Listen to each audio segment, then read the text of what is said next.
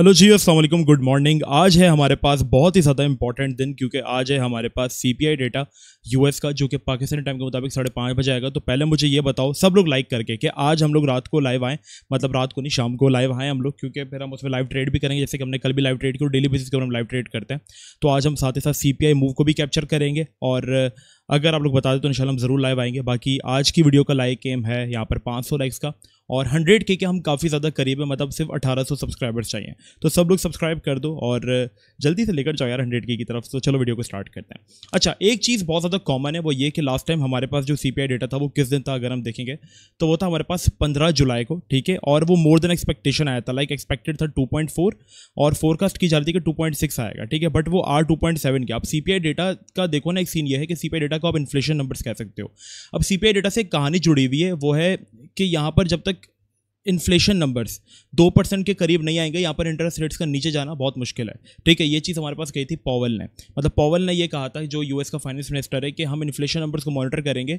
और इस बार उसने यही कहा था कि इन्फ्लेशन नंबर्स जो हमारा टारगेट था 2% का, वो अभी तक अचीव नहीं हुआ है। तो हम इसलिए इंटरेस्ट रेट्स को अभी रोके हुए, और सितंबर का भी कुछ पता नहीं, जो सितंबर में हमारे पास नेक्स्ट एफओएमसी है उसका भी कुछ पता नहीं कि उसमें हम रेट कट्स करें या नहीं, अभी उसके बारे में हमने कुछ सोचा नहीं है, ठीक है। बट ट्रम्प वांट कि यहाँ पे फोर्स रेट कट हो, तो मतलब फोर्सफुली वो रेट कट्स कर सकते हैं, हो सकते हैं, क्योंकि यहाँ पर अगर आप देखोगे वो किस तरीके से इकोनॉमी को लेकर चल रहा है, तो बहुत अनप्रिडिक्टेबल मूव आती है मार्केट के अंदर, क्योंकि वो बहुत अनप्रिडिक्टेबल बातें कर देता है कभी कभार। तो सितंबर को लेकर ट्रंप ने कहा था कि यहाँ पर रेट कट्स हो जाएंगे, मुझे ऐसा सुनने में आया, और पॉवेल ने कहा कि हमने तो इस बारे में कोई बात भी नहीं की कि रेट कट्स होंगे या नहीं होंगे। तो ये सिचुएशन है। तो इन्फ्लेशन नंबर्स इसलिए बहुत इंपॉर्टेंट है, क्योंकि जितनी हमारे पास इन्फ्लेशन नंबर्स कम होंगे, जितना कम होता है उतना अच्छा होता है, ठीक है। अब डेटा हमारे पास जितना कम होगा उतनी अच्छी बात होगी हमारे पास, लेकिन वो आ ज़्यादा रहा है, ठीक है। तो अब यहाँ पर सीन ये है कि हमने इस बार की क्या एक्सपेक्टेशन है। इस बार प्रीवियस जो थे, मतलब जो भी चल रहे थे 2.7%, जो कि जुलाई में आया था, और फोरकास्ट की जा रही 2.8% की, ठीक है। क्योंकि अगेन टैरिफ वगैरह के मामला वापस से जो है वो शुरू हो गया इंडिया के साथ, यूएस के जो है वो टैरिफ के मामला शुरू हो गया, लाइक 50% तक टैरिफ, फिर इसके अलावा दूसरी कंट्रीज को। लेकिन आज एक न्यूज़ आई है कल रात को, और वो ये कि चाइना के साथ 90 दिन का जो टैरिफ है उसको मजीद एक्सटेंड कर दिया, मतलब डेडलाइन को मजीद, मतलब 3 महीने तक बगैर किसी टैरिफ के जो नॉर्मल टैरिफ था उसी के ऊपर डील्स चलती रहेंगी। तो अभी फिर 3 महीने का रिलीफ आ गया मार्केट के अंदर। अब यहाँ पर ये जो फोरकास्ट की जा रही है, ये नंबर्स काफ़ी इंपॉर्टेंट होता है। अगर इसके डेटा बिलो आता है तो हमारे पास अच्छा सीन होता है, बट अगर एज एक्सपेक्टेशन भी आ जाता है तो फिर मार्केट के लिए न्यूट्रल होता है। बट एक चीज़ जो मैंने कॉमन देखी थी पिछली बार और अभी हम एक्सपेक्ट कर सकते हैं, वो ये कि जुलाई 15 को जब हमारे पास एफओएमसी थी, सॉरी सीपीआई डेटा था, तो जुलाई 14 को बीटीसी ने जो अपना ऑल टाइम हाई लगा दिया था, मतलब प्री सीपीआई बाउंस हुआ था। और जब भी मार्केट प्री सीपीआई बाउंस करती है ना, तो जब सीपीआई से पहले या तो मार्केट करेक्शन ले लेती है या तो फिर बिटकॉइन डंप कर जाता है, ठीक है। तो यहाँ पर करेक्शन डंप एक ही बात है। तो देखो 14 तारीख को इसने जो थी वो करेक्शन हमारे पास जो थी वो एक दिन पहले जो था वो उसने पंप दिया था, ठीक है, बिल्कुल इस तरीके से जैसे इसने कल, अगर हमारे पास अगर 12 अगस्त है और आज हमारे पास सीपीआई है, तो उसने एक दिन पहले बिल्कुल इसी तरीके से पंप दिया जैसे इसने 14 जुलाई को दिया था, एक दिन पहले। फिर इसके बाद इसने डंप लिया, ठीक है, और अब मार्केट जो फिर इसकी कंसोलिडेट कर रही थी, और जब ये कंसोलिडेट कर रहा था, क्योंकि क्लियर राह मिल गई ऑल्ट कॉइन्स को, तो फिर हमारे पास ये हुआ था कि उस टाइम पीरियड में जो इथेरियम था उसने फिर जो रैली दी है, मतलब इस दिन से जो वो निकलना स्टार्ट हुआ है, मतलब 2900 से, और सीधा कुछ ही दिन के अंदर इथेरियम जो है वो हमारे पास 30% तक चला गया, और 4000 तक का मार्क जो है उसने क्रॉस कर लिया। तो अभी भी कुछ हम ऐसा एक्सपेक्ट कर सकते हैं कि बिफोर एफओएमसी मार्केट हमारे पास जो है वो डंप कर रहा है, ठीक है। तो ये एक अच्छा साइन है, क्योंकि अगर ये डंप कर रहा है और हमारे एक रीजन के अंदर आ चुका है, जो रीजन हमने आपको कल भी मार्क करके दिया था, मैंने कहा था अगर ऑल टाइम हाई से हमें रिजेक्शन मिल जाती है तो हम यहाँ पे फिर इन रीजन की तरफ दोबारा अपनी जो स्कैल्प पोजीशन उनको बुक कर सकते हैं। तो यहाँ पर यह है कि बीटीसी को लेकर तो हमारे बहुत ही ज़्यादा न्यूट्रल पॉइंट ऑफ व्यू, मतलब अगर सीपीआई अगर अच्छी भी आती है बुरी भी आती है, तो आई डोंट थिंक कि बीटीसी इतना ज़्यादा रिएक्ट करेगा, हाँ, अनटिल अनलेस अगर वो एक्सपेक्टेशन से बहुत कम या बहुत ज़्यादा ना जाए, जो कि मुझे नहीं लगता कि ऐसा होगा। शायद एज एक्सपेक्टेड आ जाए 2.8% आ जाए, तो फिर मार्केट न्यूट्रली चलेगी।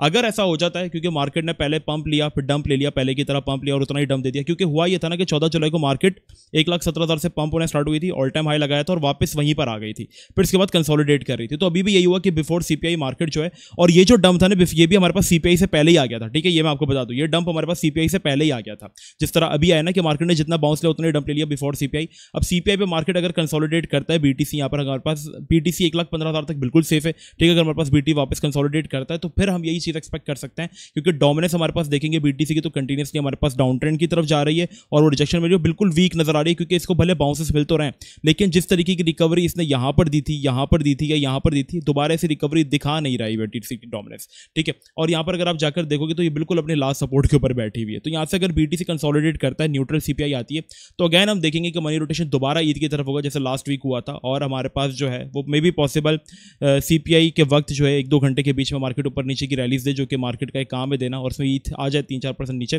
तो हम इस पॉइंट पर कहीं ईथ को जो एक्यूमुलेट कर सकते हैं। और अगर कंसोलिडेशन हुई तो ईथ मोस्ट प्रोबेबली CPI के बाद अपना 1-2 दिन के अंदर ऑल टाइम हाई जो वो हिट कर सकता है। बट अगर CPI में थोड़ी सी गड़बड़ हुई या BTC बहुत ज़्यादा क्रैश कर गया तो फिर हम लोग जो है वो अगेन जो हमारे टारगेट्स होंगे ईस्ट से वो यही होंगे कि हम इसको 3600 की तरफ या 3700 की तरफ जो है वो दोबारा एक्यूमुलेट करें, क्योंकि अभी जो भी डंप आएगा वो शॉर्ट टर्म ही होगा, क्योंकि मार्केट लॉन्ग टर्म के लिए हमारे पास बुलिश है। Q4 तक हम एटलीस्ट तो ये एक्सपेक्ट कर रहे हैं कि मार्केट अच्छा जाएगी, Q4 मतलब साल के आखिरी 3 महीने तक, और फिर इस साल के बाद हम लोग कहीं एग्जिट पोजीशन अपनी जो है वो बनाना स्टार्ट कर लेंगे, लाइक कॉइन्स हम लोग फिर एग्जिट करना स्टार्ट कर देंगे। बट इससे पहले अगर कोई करेक्शन आती है बड़ी तो वो फिर हमारे पास अपॉर्चुनिटी होगी कि हम यहाँ पर कुछ प्रॉफिट बुक करें, ठीक है। जैसे कि आज अगर CPI डेटा पे मार्केट अगर कंसोलिडेट करती है, न्यूट्रल आता है, मार्केट कंसोलिडेट जो कि एक्सपेक्टेड है करेगी, तो मनी रोटेशन ईद की तरफ आएगा, सीधा मनी रोटेशन ईद की तरफ आएगा। और मे बी पॉसिबल ईद ने जैसे यहाँ पर रैली दे दी थी हमारे पास जुलाई के फौरन बाद, मतलब 30% की और ऐसी रैली एक और यहाँ पर दे दी तो ऑल टाइम हाई ईद का हिट हो जाएगा।